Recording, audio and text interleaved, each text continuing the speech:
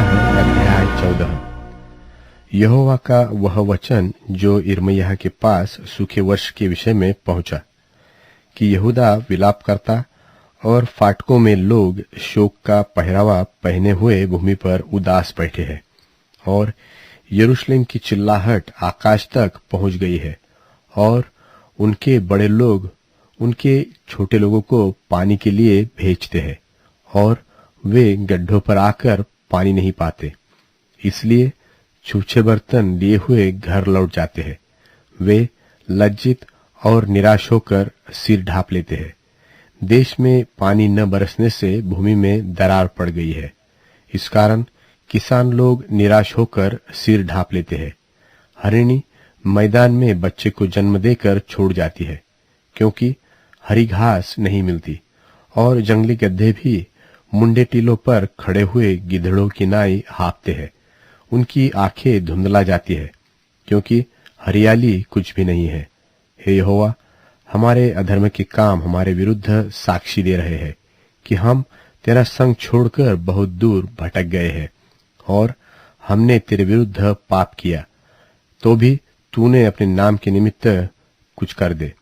हे इस्राएल के आधार, संकट के समय उसका बचाने वाला तू ही है।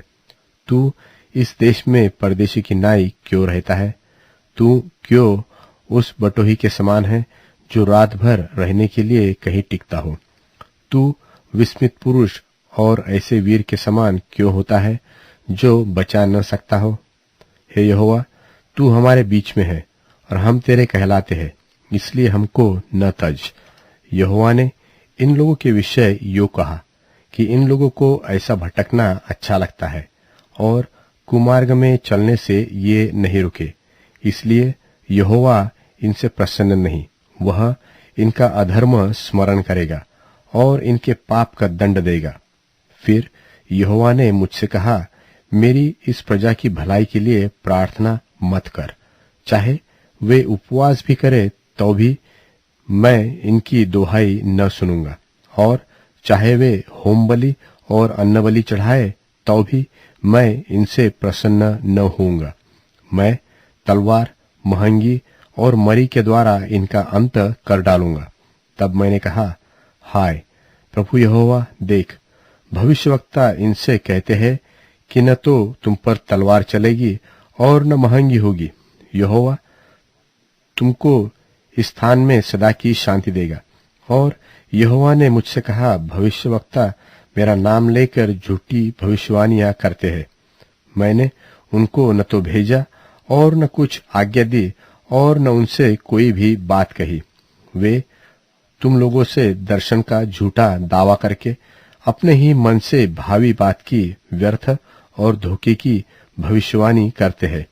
इस कारण जो भविष्यवक्ता लोग मेरे बिना भेजे मेरा नाम लेकर भविष्यवाणी करते हैं कि इस देश में न तो तलवार चलेगी और न महंगी होगी, उनके विषय यहोवा यो कहता है कि ये भविष्यवक्ता आप तलवार और महंगी के द्वारा नाश किए जाएंगे। और जिन लोगों से वे भविष्यवाणी कहते हैं, न तो उनका और न उनकी स्त्रियों का और बेटे बेटियों का कोई मिट्टी देने वाला रहेगा। इस प्रकार महंगी और तलवार के द्वारा मर जाने पर वे यरूशलेम की सड़कों में फेंक दिए जाएंगे। यो मैं उनकी बुराई उन्हीं के ऊपर उंडेलूंगा। सो उनसे यह बात कह कि मेरी आंखों से दिन रात आंसू लगातार बहते रहेंगे, क्योंकि मेरे लोगों की कुंवारी कन्या बहुत ही कुचली गई और घायल हुई है। यदि मैं मैदान में जाऊं तो देखने में क्या आएगा? यह कि तलवार के मारे हुए पड़े हैं। और यदि मैं फिर नगर के भीतर जाऊं तो देखने में क्या आएगा? यह कि भूख से अधमुए पड़े हैं, और भविष्यवक्ता और याजक अनजाने देश में मारे मारे फिरते हैं। क्या तूने यहूदा से बिल्कुल हाथ उठा लिया? क्या तू सियोन से घिना गया है?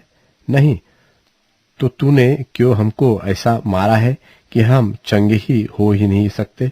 हम शांति की बाट जोहते आए हैं, तो भी हमें कुछ कल्याण नहीं मिला, और यद्यपि हम अच्छे हो जाने की आशा करते हैं तो भी घबराना ही पड़ा है, हे यहोवा, हम अपनी दुष्टता और अपने पुरखाओं के अधर्म को भी मान लेते हैं कि हमने तेरे विरुद्ध पाप किया है। अपने नाम के निमित्त हमारा तिरस्कार न कर और अपने तेजोमय सिंहासन का अपमान न कर। जो वाचा तूने हमारे साथ बांधी है उसे स्मरण कर और उसे न तोड़। क्या अन्य जातियों के मूर्तों में से कोई वर्षा कर सकता है? क्या आकाश झड़ियां लगा सकता है? हे हमारे परमेश्वर यहोवा, क्या तू ही इन सब बातों का करने वाला नहीं है? इसलिए हम तेरा ही आसरा देखते हैं, क्योंकि इन सारी वस्तुओं का सृजनहार तू ही है। सारी